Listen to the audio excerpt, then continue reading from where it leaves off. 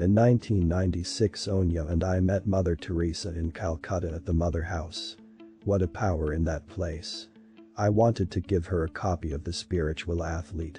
I called the Mother House on Lower Circular Road in Calcutta, and a Sister Rose from Kansas told me that Mother Teresa might be free in the early afternoon and to call back about noon.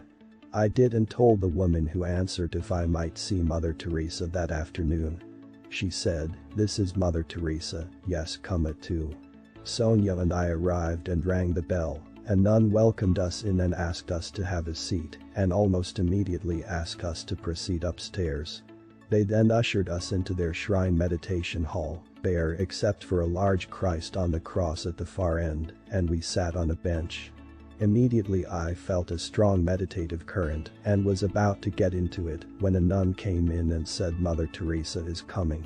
We went into a kind of open to the sky area, and here comes Mother Teresa out of her room across a kind of bridge. I wanted to take the dust of her feet, and she sensed this and grabbed both my hands in hers and locked on, and would not let go or allow me to bow down.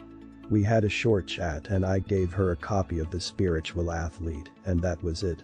Here are 2 anecdotes from a wonderful book about her. We also visited Nirmal Ride and met the head nun there. I mentioned Steve LaSala, whose family I worked for as an apprentice bricklayer while in high school and college. And she told me how close Steve was to Mother Teresa. Would you know if Sister Dolores is still alive and if I might contact her? This is not a frivolous request.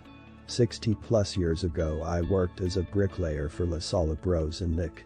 Steve LaSala was the son of Andrew, one of the brothers. I mentioned Steve's name to Sister Dolores. I had ready helped initially with building your center in the Bronx, and she told me stories of Steve and Mother. We all had a good laugh. I did contact Steve when we returned and we had a nice reunion.